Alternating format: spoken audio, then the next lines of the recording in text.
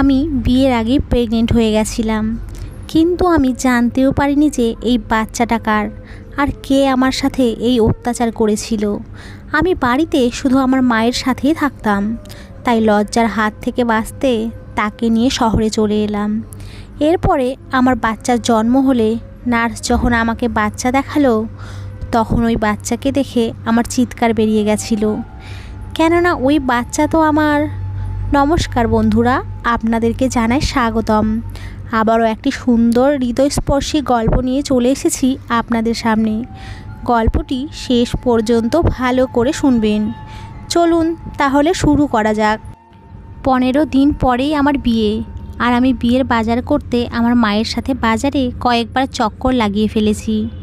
গত 1 মাস থেকে বাজারে চক্কর কেটে কেটে ক্লান্ত হয়ে গেছিলাম, কিন্তু হয়তো আজকে আমি ক্লান্তিতে চুর হয়ে গেছিলাম, বা হয়তো খুব বেশি রোদের কারণে আমার মাথা ঘুরছিল। আমার খুব অস্বস্তি শুরু হলে আমি আমার মাকে বললাম, আমার শরীর খুব খারাপ লাগছে, সঙ্গে মাথাও ঘুরছে। এরপরে যখন আমার শরীর বেশি খারাপ হতে লাগলো, তখন মা আমাকে ডাক্তারের কাছে নিয়ে গেল। মা ভেবেছিল হয়তো গরমের কারণে আমার মাথা ঘুরছে, তাই আমার শরীর খারাপ লাগছে। ডাক্তার আমার চেক আপ করলো আর আমাকে কিছু টেস্ট লিখে দিল, কিন্তু যখন রিপোর্ট আমার সামনে এলো, তখন আমার মাথা আরও ঘুরতে লাগলো। আমার মনে হয়েছিল হয়তো ডাক্তারের কোনো ভুল হয়েছে, না হলে এই রিপোর্ট ভুল। একই অবস্থা আমার মায়েরও ছিল, কিন্তু তবুও সে চোখ বড় বড় করে আমাকে দেখছিল, আর আমার মনে হচ্ছিল যে আমি মাটির মধ্যে ঢুকে যাই।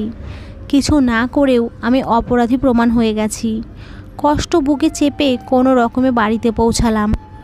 মা একদম চুপচাপ ছিল, সারা রাস্তা সে একটা শব্দও বলেনি, কিন্তু বাড়িতে আসার সাথে সাথেই মা কান্না করতে লাগলো আর বলতে লাগলো, পাগল মেয়ে, এটা কি করে ফেলেছিস তুই? কার পাপ তুই নিজের পেটে পালছিস? এখন আমি মাকে কি জবাব দেব? আমি তো নিজেই এই ব্যাপারে কিচ্ছু জানি না। আমি কাকে সন্দেহ করব? আমাদের বাড়িতে তো কোনো পুরুষও ছিল না যাকে আমি সন্দেহ করতাম। 2 হাত দিয়ে মাথা চেপে বসে পড়লাম। ডাক্তারের কথা অনুসারে আমি গত 4 মাস থেকে প্রেগনেন্ট। 3-4 ধরনের রিপোর্ট করালাম, কিন্তু সব রিপোর্টে একই কথা ছিল, তাই আমি এটাকে মিথ্যা প্রমাণ করতে পারতাম না। কিন্তু ভাবার মতো বিষয় হলো, আমার সাথে এই সব কিছু কে করেছে আর কখন করেছে? আমি তো এই জিনিসটার ব্যাপারে ঘুণাক্ষরেও জানতে পারিনি, কিন্তু আমার মা আমাকে উল্টা সিধা কথা বলছিল আর কান্না করছিল।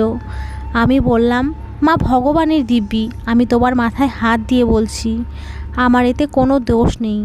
আমি তো জানিও না যে আমার সাথে এসব কিভাবে হয়েছে, কিন্তু আমার কথা আমার মা কেন বিশ্বাস করতো? সে বলল, তুই আমাকে বোকা বানানোর চেষ্টা করিস না। এটা কোনো ছোট কাজ না যে তোর মর্জি ছাড়া আর তোর অজানা অবস্থায় হয়ে গেছে। আমি আমার মাকে একই কথা বলতে বলতে ক্লান্ত হয়ে গেছি, কিন্তু আমার মা কোনো কথাই বিশ্বাস করছিল না। পরের দিন আমার মা আমাকে অন্য এক ডাক্তারের কাছে নিয়ে গেল, যে কিনা তার চেনা জানা ছিল। সেই ডাক্তারের কাছে গিয়ে আমার মা বলতে লাগলো, দয়া করে আমার মেয়ের অ্যাবর্শন করিয়ে দাও। কিন্তু ডাক্তার বলল, আপনারা দেরি করে ফেলেছেন। আমি পায়েলের পুরো চেক আপ করে নিয়েছি, ওর 4 মাস পূরণ হয়ে গেছে। যদি বাচ্চা নষ্ট করা হয় তাহলে পায়েলের জীবনের রিস্ক হতে পারে। এখন এর থেকে পিছন ছাড়ানোর কোনো উপায়ও ছিল না। তার উপরে বিয়ের দিনও কাছাকাছি এসে যাচ্ছিল। আমার হবু স্বামী তো এই কথা জানতে পারলে আমাকে বদনাম করে ছেড়ে দেবে। আমি আমার মাকে বললাম, আমি বিয়ে করতে চাই না, কেননা আমি শুধু এই একটা সমাধান দেখতে পাচ্ছিলাম। কেননা বিয়ের পরে এমনিতেও আমার স্বামী জেনেই যেত, আর ও আমাকে বাড়ি থেকে ধাক্কা দিয়ে বের করে দিত। এর থেকে ভালো আমি বিয়েই করব না। আমার মা বলতে লাগলো, আমরা না করার কি কারণ বলবো? তারা কারণ জিজ্ঞেস করলে আমরা কি বলবো? বিয়েতে মাত্র 15 দিন বাকি আছে। এত কম সময়ে আমরা হঠাৎ করে বিয়েতে না করতে পারি না। যদি করতে হয় তাহলে আমাদের কাছে কোনো গম্ভীর কারণ থাকা উচিত। আমরা লোকেদের প্রশ্নের কি জবাব দেব? আমি কিছুই বুঝতে পারছিলাম না যে এই সমস্যার সমাধান কিভাবে বের করব। আমার সাথে কে এই অত্যাচার করেছিল আমি সেটা জানতাম না, তাই নিজেকে এই বদনামের হাত থেকে বাঁচাতে রাতের বেলা নিজের সমস্ত জিনিসপত্র গুছিয়ে অন্য শহর কলকাতায় চলে এলাম। এখানে না তো কেউ আমাকে চিনতো আর না তো আমার মাকে। যদিও আমার মা বলছিল যে আমি বাড়িঘর ছেড়ে কোথাও যাব না, কিন্তু আমার জেদের কারণে তাকে মেনে নিতেই হয়। আর আমরা কলকাতাতে চলে আসি। আমি পড়াশোনাতেও ভালোই ছিলাম আর আমি চাকরিও করতাম, তাই এখানে একটা ভালো কোম্পানিতে চাকরি জুটিয়ে নিলাম। যে ছেলের সাথে আমার বিয়ে হতে যাচ্ছিল সেই ছেলেও আমার অফিসে চাকরি করত। ও আমাকে অফিসে দেখেই আমাকে পছন্দ করে আর আমাকে প্রপোজও করে। মা ছাড়া আমার এই দুনিয়াতে আর কেউ ছিল না। যখন আমি মাকে বিবেকের ব্যাপারে বললাম তখন তারও এই সম্বন্ধে কোনো আপত্তি ছিল না, কেননা বিবেকের মধ্যে এবং ওর পরিবারের কোনো খারাপ ছিল না। আমার মা খুশি মনে সম্বন্ধের জন্য হ্যাঁ করে দিয়েছিল। আর সবচেয়ে বড় ব্যাপার হলো আমিও বিবেককে পছন্দ করতাম। এইভাবেই বিবেকের সাথে আমার বিয়ে ঠিক হয়ে গেল। আমি এটা বলছি না যে বিবেকের সাথে আমার কোনো পাগলের মতো ভালোবাসা ছিল, কিন্তু ও ভালো আর খুব বুদ্ধিমান টাইপের ছেলে আর মানুষ হিসেবে খুব সৎ ছিল। আমার জীবনে সব কিছুই ঠিকঠাকই চলছিল, কিন্তু এখন এসব চিন্তা করে করে আমি পাগল হতে লাগলাম যে কে আমার সাথে এই অত্যাচার করেছে সেটা আমি জানতেও পারিনি। আমি আমার আগের জীবন চিন্তা করে করে পাগল হয়ে যাচ্ছিলাম, কিন্তু আমার কেটে যাওয়া অতীতে এরকম কিছুই ছিল না যে আমি কারো উপরে সন্দেহ করতাম। রাতের বেলা আমি আর আমার মা চলে এসেছিলাম, সেই কারণে দ্বিতীয় দিন বিবেকের ফোন এসেছিল। হয়তো ও আমার বাড়ি থেকে গায়েব হওয়ার কারণ জানতে চাইতো, কিন্তু এই ব্যাপারে আমি কি বলতাম যেটা আমি নিজেই জানি না। আমি শুধু এটাই জানতাম যে ও কখনোই আমাকে এইভাবে স্বীকার করবে না। তাই আমি আমার নম্বর চেঞ্জ করে নিলাম আর পুরনো সিম মোবাইল থেকে বের করে ভেঙে ফেলে দিলাম। আমি খুব বাজেভাবে কান্না করছিলাম। আমার সুন্দর স্বপ্নের জীবন দুঃখের বাদলে ছেয়ে গেছে, যেটা সরার নামই নিচ্ছে না। একবার আমার মন করছিল যে আমি বিবেককে সমস্ত সত্যিটা বলে দেই, হতেও পারে ও আমার কষ্টকে বুঝবে। কিন্তু তারপরে আমি আবার চুপ হয়ে গেলাম, কেননা আমি বিবেকের নেচার খুব ভালোভাবেই জানতাম। একবার ও আমাকে কথায় কথায় বলেছিল, পায়েল, আমি সব কিছু সহ্য করতে পারি, কিন্তু বিশ্বাসঘাতকতা কখনোই না।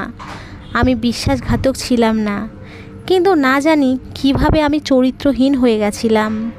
এসবে আমার মাও এখন অসুস্থ থাকতে লাগলো। এখানে আমি লোকেদের এটাই বলেছিলাম যে আমার স্বামী বিদেশে থাকে, এছাড়া আমার কাছে আর কোনো রাস্তাও ছিল না। আমার মিথ্যা বলতে আর শুনতে খুব খারাপ লাগতো, কিন্তু আমি জানতাম না আমি কার পাপ নিজের শরীরে পালছি।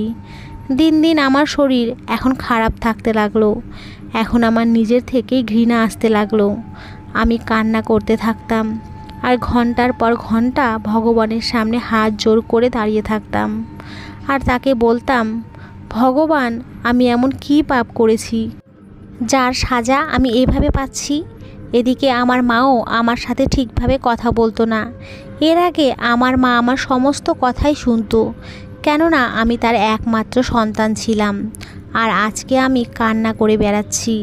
আমি জানতাম না কে আমার ইজ্জত নিয়ে খেলে গেছে। যেমন তেমনভাবে সময় কেটে যাচ্ছিল। আর তারপরে সেই সময়ও এসে গেল যখন আমি হাসপাতালে অ্যাডমিট হয়ে গেলাম।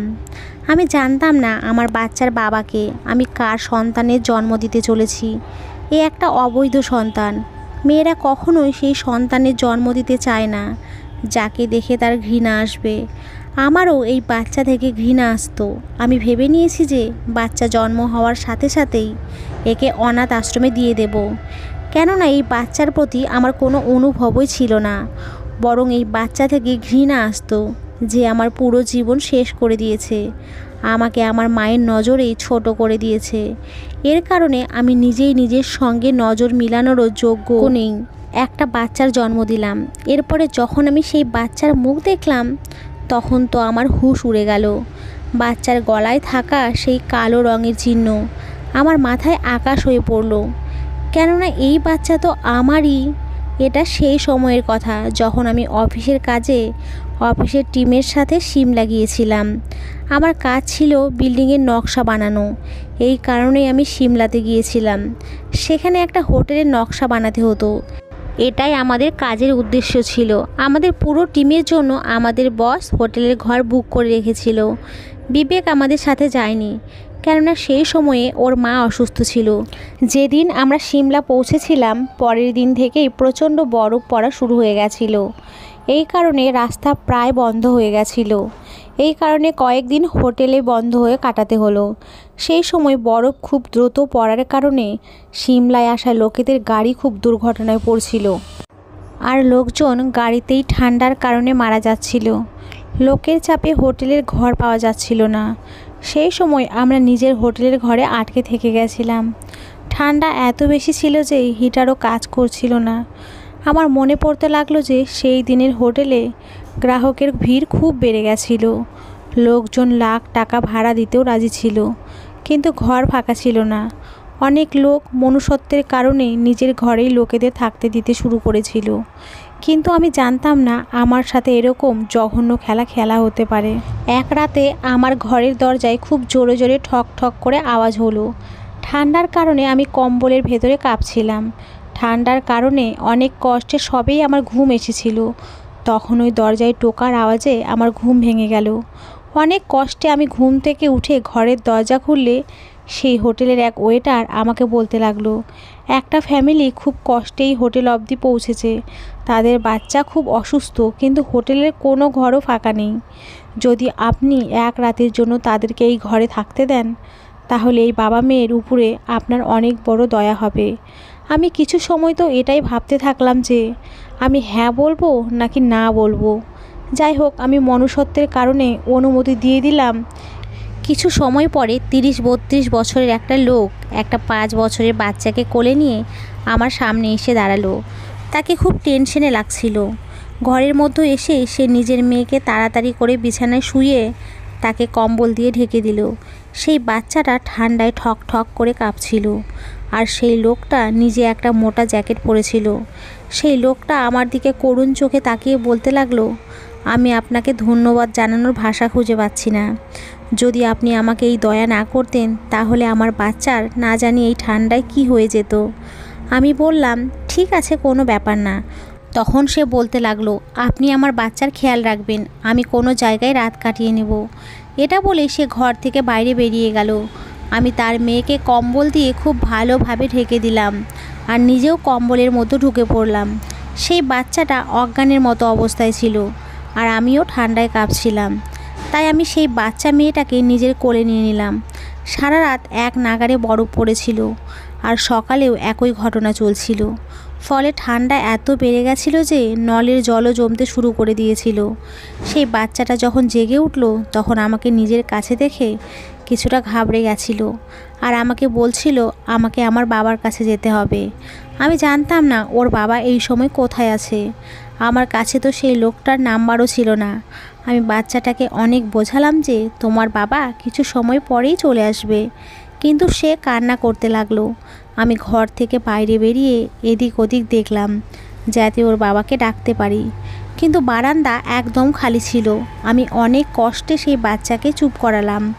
এরপর এক ওয়েটারকে বলে নাস্তা আনালাম, কিন্তু ওর বাবা তখনও ফিরে আসেনি। সকাল থেকে দুপুর হয়ে গেছিল, কিন্তু ওই বাচ্চার বাবার কোনো খবর ছিল না। আমি হোটেলের ম্যানেজারের সঙ্গে কথা বলে জানলাম যে সারা রাত সেই হোটেলের লবিতে রাখা সোফায় শুয়েছিল, কিন্তু সকালে কোথায় গিয়েছে সেটা সে জানে না। আমি চিন্তায় পড়ে গেছিলাম যে এই বাচ্চাটাকে কিভাবে আমি সামলাবো। অনেক কষ্টে আমি ওকে দুপুরের খাবার খাওয়ালাম। তারপরে ওর কাছে ওর ফ্যামিলির ব্যাপারে জিজ্ঞেস করতে লাগলাম। তখন ও বলতে লাগলো যে আমার মা আমাকে ছেড়ে ভগবানের কাছে চলে গেছে। আমি আমার বাবার সাথেই দিল্লিতে থাকি, আর আমি সিমলা আসার জেদ করেছিলাম। আমার বাবা আমাকে খুব ভালোবাসে, সে আমার কোনো কথাতেই না করে না। এই কারণেই বাবা আমাকে নিয়ে সিমলা এসেছে। কিন্তু বরফের কারণে আমাদের গাড়ি ফেঁসে যায়। অনেক কষ্টে বাবা আমাকে কোলে নিয়ে পায়ে হেঁটে চলতে শুরু করে। ঠান্ডার কারণে আমি অজ্ঞান হয়ে পড়ি, আর যখন আমার হুঁশ এলো তখন আমি এখানে আপনার কাছে। আমি হোটেলের স্টাফদের কাছে অনেক জিজ্ঞেস করলাম, কিন্তু তারা কিছুই বলতে পারলো না। সন্ধ্যার সময় সেই লোকটা ফিরে এসেছিল। তাকে দেখে রাগে আমার অবস্থা খারাপ গেছিল। মেয়েটি নিজের বাবাকে দেখে খুশিতে লাফিয়ে উঠেছিল, আর দৌড়ে নিজের বাবার গলা জড়িয়ে ধরে কান্না করতে লাগলো। আমি ওই লোকটাকে কথা শোনালাম। আমি তাকে বললাম, আপনার ভেতরে একটুও দায়িত্ববোধ নেই? আপনার মেয়ের পুরা দিন কান্না করে করে অবস্থা খারাপ হয়ে গেছে, আর আপনি হোটেল থেকে গায়েব ছিলেন। আমার কথা শুনে সে লজ্জিত হয়ে মাথা নিচু করে বলল, ক্ষমা চাইছি, কিন্তু সকালেই আমি জানতে পারি যে রাতে বরফের তুফানে অনেক গাড়ি বরফের নিচে ঢেকে গেছে, আর রক্ষাকারী টিমের তরফ থেকে লোকজনকে সাহায্যের জন্য ডাকা হচ্ছিল। এই কারণে আমি সেখানে চলে গেছিলাম। অনেক মানুষ মারা গেছে, কিন্তু অনেক লোকের জীবন আমাদের সাহায্য বাঁচানো গেছে। এটা শুনে আমার রাগ ঠান্ডা হয়ে গেছিল, কেননা সেই লোকটা একটা ভালো কাজে গিয়েছিল, সে লোকেদের জীবন বাঁচানোর কাজ করছিল, আর আমি না বুঝে তার উপরে এত রাগ দেখিয়ে বসেছি। সে আমাকে বলতে লাগলো, আজকে রাতেও এরকমই ঝড়ের ভবিষ্যৎবাণী করা হয়েছে, কালকে সকালে হয়তো পরিষ্কার হতে পারে। রাস্তা পরিষ্কার হলেই আমি তাড়াতাড়ি করে ফিরে যাব। আপনাকে আমার কারণে অনেক কষ্ট করতে হয়েছে। সে নিজেই সাফাই দিতে লাগলো। আমি বললাম, ঠিক আছে, কোনো ব্যাপার না, আপনি যেটা করেছেন মানুষকে বাঁচানোর জন্য করেছেন, আর এই বিপদের সময় যদি আমরা একে অপরের সাথ না দেই তাহলে কী লাভ এই মনুষ্যত্বের। আমার কথা শুনে সে অনেকটা রিল্যাক্স হয়ে গেল। সন্ধ্যা অবধি সে আমার ঘরেই থাকলো। আমার কাছে আমার ব্যাপারে জিজ্ঞেস করলো, নিজের ব্যাপারেও বলতে থাকলো। সে বলছিল আমার লাভ ম্যারেজ হয়েছিল। আমার মেয়ের জন্মের পরেই আমার বউ অসুস্থ থাকতে শুরু করে। আমার মেয়ে যখন 2 বছরের তখন আমার বউ আমাকে আর আমার মেয়েকে এই দুনিয়াতে একলা ছেড়ে চলে যায়। ওর চলে যাওয়ার পরে আমি কাউকে আমার জীবনে যুক্ত করতে পারিনি, কেননা আমার ভয় ছিল অন্য কেউ এলে সে আমার মেয়ের সাথে সৎ মায়ের মতো আচরণ করবে। সন্ধ্যা হতেই সেই লোকটা আবারও ঘর থেকে বাইরে চলে গেল। ওদিকে ফোনের সিগন্যাল খুব কম আসছিল। আমি ফোনের দিকে নজর দিয়ে দেখলাম কিছু মেসেজ এসেছে। আমি কেমন আছি সেটা বিবেক জিজ্ঞেস করছিল, আর আমার কারণে খুব টেনশনে ছিল, কেননা সিমলার অবস্থার ব্যাপারে ও জানতে পেরেছিল। আমার মাও খুব টেনশনে ছিল, কিন্তু ফোনের সিগন্যাল কম থাকায় আমার কথা খুব কম বলতে পারছিলাম। আমার সবচেয়ে বেশি চিন্তা আমার মাকে নিয়েই ছিল। সে আমার কারণে খুব টেনশনে ছিল। সেই বাচ্চাটা অনেকক্ষণ আগেই ঘুমিয়ে গেছে। আমি জানালা থেকে পর্দা সরালাম, যাতে ফোনের সিগন্যাল কিছুটা এসে গেলে আমি মাকে আমার ব্যাপারে বলতে পারি, কিন্তু ফোনের সিগন্যাল না থাকার মতো ছিল।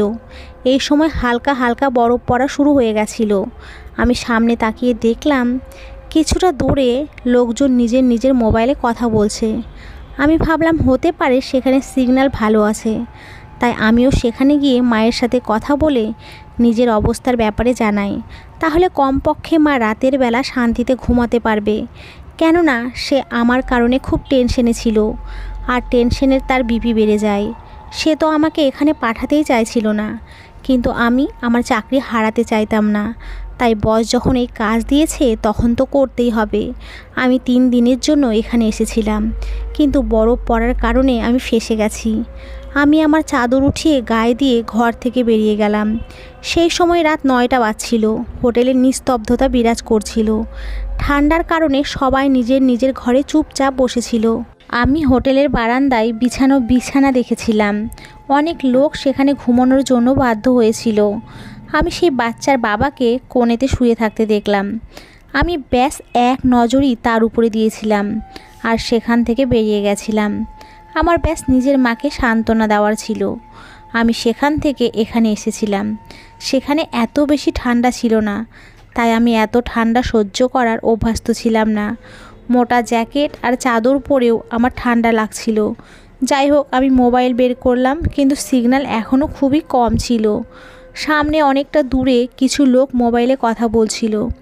আমিও সেই দিকেই যেতে লাগলাম, আর বারবার মোবাইলে দেখছিলাম যাতে সিগন্যাল পেয়ে গেলেই আমি আমার মায়ের সঙ্গে কথা বলেই ফিরে আসব। আমি খুব কষ্টেই বরফের মধ্য দিয়ে হাঁটতে পারছিলাম। কিছুক্ষণ পরে সেখানে পৌঁছে মায়ের নম্বরে ফোন লাগালাম। সেই সময় ঠান্ডার কারণে আমি কাঁপছিলাম। মা ফোন উঠালো আর বলতে লাগলো। ওখানকার খবর শুনে শুনে আমি ভেঙে পড়েছি। আমি আমার মায়ের সঙ্গে কথা বলছিলাম। সেই সময় হঠাৎ বরফ পড়া শুরু হয়ে গেল। আমার এরকম মনে হচ্ছিল যে বরফের গোলা মাথার উপরে পড়তে শুরু করেছে।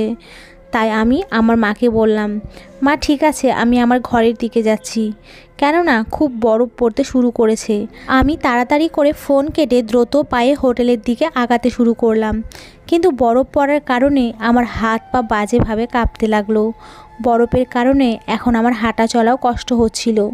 আমার এরকম মনে হচ্ছিল যেন আমার শরীরে রক্ত জমে গেছে, আমার হাত পা অবশ হয়ে গেছে।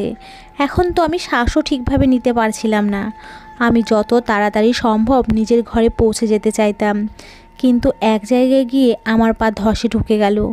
আমি নিজেকে বের করার চেষ্টা করছিলাম, কিন্তু আমার পা বের হচ্ছিল না। তারপরে আমি সেখানে পড়ে গেলাম। আমার এরকম মনে হচ্ছিল যে ঠান্ডার কারণে এখন আমার হাত পা কাজ করা বন্ধ করে দিয়েছে। আমি নিজেকে সেই বরফ থেকে বের করার চেষ্টা করেছিলাম, কিন্তু এরকম মনে হচ্ছিল যেন আমার হাতে পায়ে কোনো শক্তি বেঁচে নেই। এখন আমার ঠান্ডা সহ্য হচ্ছিল না, আর আমি ওঠার চেষ্টা করেছিলাম, কিন্তু অসফল ছিলাম। আমার মনে হলো এখন আমি আমার জীবন থেকে হাত ধুয়ে বসবো। ফোনে যারা কথা বলছিল সবাই নিজে নিজের ঠিকানার দিকে যেতে শুরু করে দিয়েছিল। এখন আশেপাশে কাউকে দেখা যাচ্ছিল না, শুধু আমি সেখানে একলা বরফের মতো ফেসেছিলাম। আমার মনে হয়েছিল আমার জীবন ব্যাস এখানেই শেষ। আমার চোখ বন্ধ হয়ে আসছিল, আর কিছু সময় পরেই আমার হুঁশ হারিয়ে গেল। এরপরে যখন আমার হুঁশ ফিরে এলো, তখন আমার পুরো শরীর আগুনের মতো গরম হয়েছিল, আর আমার পুরো শরীরে ব্যথা হচ্ছিল। ব্যথার কারণে আমি কাতরাচ্ছিলাম। অনেক কষ্টে চোখ খুলে নিজেকে হোটেলের রুমে পেলাম, আর দেখলাম সেই বাচ্চা মেয়েটা আমার পাশে বসে আমার হাতে হাত ঘষছে, আর ওর বাবা মাথা নিচু করে বসে আছে। আমার তো মনে হয়েছিল আমি মরে গেছি, আমাকে কে বাঁচিয়েছে, আর আমি এখানে কিভাবে পৌঁছেছি। আমি যখন ওঠার চেষ্টা করলাম, তখন সেই বাচ্চাটা তার বাবাকে ডেকে বলতে লাগলো, বাবা, আন্টির জ্ঞান ফিরে এসেছে। এই কথা শুনে সেই লোকটা চমকে উঠেছিল। সে হয়তো গভীর কোনো চিন্তায় ডুবেছিল। এরপরে সে উঠে আমার কাছে এলো, আর আমি কেমন আছি জিজ্ঞেস করলো, আর বলল, আমি আপনাকে বাইরে যেতে দেখেছিলাম। আমার মনে হয়েছিল আপনার হয়তো বাইরে কোনো কাজ আছে, তাই আপনি বাইরে যাচ্ছেন। কিন্তু অনেকক্ষণ পরেও যখন আপনি ফিরে আসেননি, তখন আমার চিন্তা হচ্ছিল। এই কারণে আমি আপনাকে খুঁজতে বাইরে গেছিলাম, কিন্তু কিছু দূর যাওয়ার পরেই বরফের মধ্যে আপনাকে অজ্ঞান হয়ে পড়ে থাকতে দেখি। আপনাকে উঠিয়ে ঘরের মধ্যে নিয়ে আসি। এ কথা বলেই সে চুপ হয়ে গেল। আমি তাকে কৃতজ্ঞতা জানালাম, কেননা সে আমার জীবন বাঁচিয়েছিল। কিন্তু আমি জানতাম না সেই সময় সে আমার সাথে কী কী করে ফেলেছিল। 24 ঘন্টা পরে আমার হুঁশ ফিরে এসেছিল। আমি হাসপাতালের বিছানায় বসে আমার নবজাত বাচ্চাটাকে দেখছিলাম।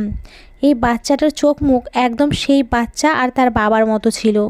আর সবচেয়ে বড় চিহ্ন, এই বাচ্চাটার গলার উপরে থাকা সেই কালো চিহ্ন, যেটা সেই বাচ্চার গলায়ও ছিল, আর ওর বাবার গলাতেও সেই চিহ্ন ছিল। তার মানে এই বাচ্চাটা তার ছেলে। তার মানে সেই রাতে যখন আমি বেহুশ ছিলাম, তখন সে আমার সাথে এই পাপ করেছিল। তাই আমি জানতে পারিনি। পরের দিনে সন্ধ্যায় যখন রাস্তা অনেকটা খুলে দেওয়া হয়, তখন সেই লোকটা আমার সঙ্গে নজর মেলাচ্ছিল না, কেননা সে আমার সাথে রাতের বেলা পাপ করেছিল। তাই তো সে বারবার এটাই বলছিল যে আমার ভুল ক্ষমা করে দিও। আমি খুব অসহায় ছিলাম। সেই সময় আমি তার কথা বুঝতে পারিনি। আমার মনে হয়েছিল হয়তো সে আমার জীবন বাঁচানোর জন্য আমাকে বরফ থেকে উঠিয়ে ঘরে দিয়ে নিয়ে এসেছে, সেই কারণেই এই কথা বলছে।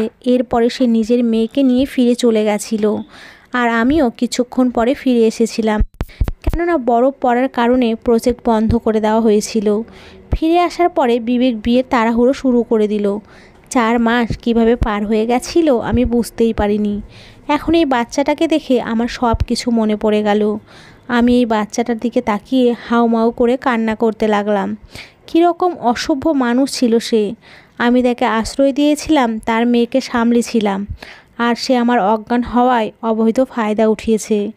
এর থেকে তো ভালো ছিল সে আমাকে মরতে দিত, কেননা যে জীবন সে আমাকে দিয়েছিল সেটা আমার কাছে মৃত্যুর থেকেও খারাপ ছিল। হাসপাতাল থেকে বাড়িতে এসে আমি আমার মাকে সমস্ত সত্যিটা বলে দিলাম। জানতাম না সেই লোকটা কে এবং কোথায় থাকে। এমনকি আমি তো তার নামও জানতাম না। যার বাচ্চার মা আমি হয়ে গেছি, এখন আমি আমার জীবনের সাথে সমঝোতা করে নিয়েছি। আমার বাচ্চা কয়েক মাসের হলেই আমি ওকে আমার মায়ের দায়িত্বে রেখে নিজে চাকরি করতে লাগলাম। আমি তাকে অনাথ আশ্রমে দিতে পারিনি। যাই হোক না কেন, 9 মাস অবধি আমি ওকে নিজের পেটে পেলেছি। আর মৃত্যুকে ছুঁয়ে এই বাচ্চাটাকে জন্ম দিয়েছি। ওর শরীরে আমারও রক্ত ছিল, তাই আমি ওকে নিজের থেকে আলাদা করতে পারিনি। কিন্তু সংসার চালানোর প্রয়োজনে আমি ওকে মায়ের দায়িত্ব দিয়ে নিজে চাকরি করতে বেরিয়ে পড়তাম। আমি জানতাম না যে ভাগ্য একবার আবার আমাকে সেই লোকের সামনে এনে দাঁড় করিয়ে দেবে। একদিন অফিস থেকে বাড়িতে এসে সেই লোকটাকে আমার মায়ের সাথে বসে কথা বলতে দেখে আমি তো হতবাক হয়ে গেলাম। তার সাথে তার মেয়েও ছিল। তাকে কেমন ছন্ন ছাড়া মনে হচ্ছিল। তার দাড়িও বড় বড় হয়ে গেছে। আমাকে দেখেই সে দাঁড়িয়ে গেল আর কোনো অপরাধীর মতো মাথা নিচু করে নিল। আমি তাকে দেখে কিছু বলতাম তার আগেই তার মেয়ে দৌড়ে এসে আমাকে জড়িয়ে ধরলো আর বলতে লাগলো, আমি তোমাকে খুব মিস করেছি আন্টি, আর বাবাও তোমাকে অনেক খুঁজেছে, কিন্তু তুমি না জানি কোথায় হারিয়ে গিয়েছিলে। আমি ওই বাচ্চাটাকে কোনো জবাব দিতে পারিনি। মা আমার কাছে এলো আর বলতে লাগলো, এই লোকটার নিজের ভুলের অনুভব হয়ে গেছে। এ আমাদেরকে খোঁজার জন্য অনেক দিন থেকে এদিক ওদিক দৌড়ে বেরিয়েছে। এখন আমাদেরকে খুঁজে পেয়ে তোর কাছে ক্ষমা চাইতে চাই আর তোকে বিয়েও করতে চাই।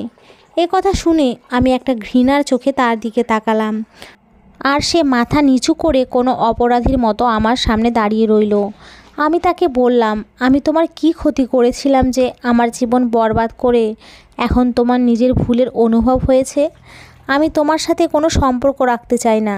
ওঠাও নিজের বাচ্চাকে আর এখান থেকে বেরিয়ে যাও।